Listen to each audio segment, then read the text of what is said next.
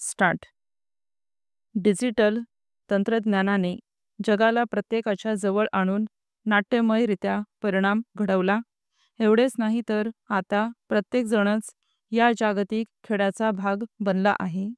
पूर्वीच्या काळी खेड्यांमध्ये जी जवळीक व कौटुंबिकता होती ती आता आपण जागतिक डिजिटल खेळाच्या स्वरूपात पाहतो आहोत. इतका फरक आता झाला आहे. नेटिझन म्हणजे डिजिटल जगातील आंतरजाल वापरणारे लोक. या बदलांमुळे समुदायांपर्यंत पोहोचणे सोपे झाले आहे. शिवाय जर खरोखर इच्छा असेल तर एकमेकांना संदेश पाठवणे सोपे झाले आहे. आपण अलीकडेच दिल्लीत याचा अनुभव घेताना राजकीय व राज्य करण्याची प्रक्रियाच बदलताना पाहिली.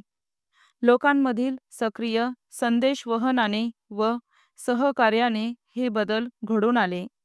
जनमत तयार करणे, या अनुभवांची देवाणघेवाण करणे, तसेच एका रात्रीत नेते उभे करणे, हे सगळे अंकीय तंत्रज्ञानाचे म्हणजे डिजिटल तंत्रज्ञानाचे आविष्कार आहेत. ग्रामीण समाजाच्या प्रगतीत अशा तंत्रज्ञानांचे सहकार्य मोठे आहे.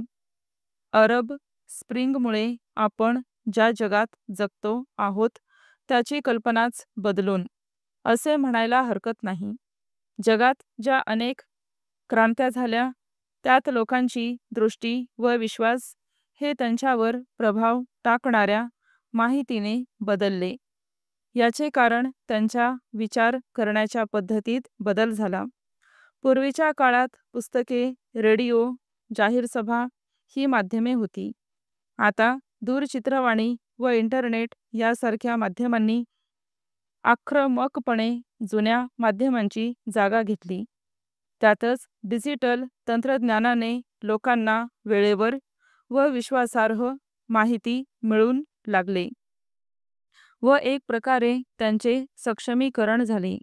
ही माहिती विश्वासार्ह अशासाठी की ती खरी खोटी हे तपासून बघता येते. ग्रामीण भागातील लोकांनी या डिजिटल तंत्रज्ञानाचा लाभ घेऊन चांगल्या संधी कशा निर्माण केल्या हे पाहणे उद्बोधक आहे. भारतातील ग्रामीण बाजारपेठेचे पूर्णपणे वेगळेच रूपांतरण झाले, कारण त्यांना माहिती व त्यातील बदलांचा उलगडा होण्यासाठी अनेक साधने उपलब्ध झाली.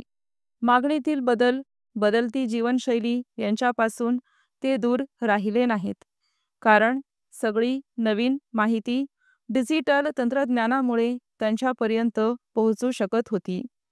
रुरल मार्केटिंग .org या संकेतस्थळानुसार भारतात 6,25,000 खेडी आहेत. ग्रामीण भारतातील उद्योग व्यापार हा गेल्या 10 वर्षात दरवर्षी 11% इतका वाढला.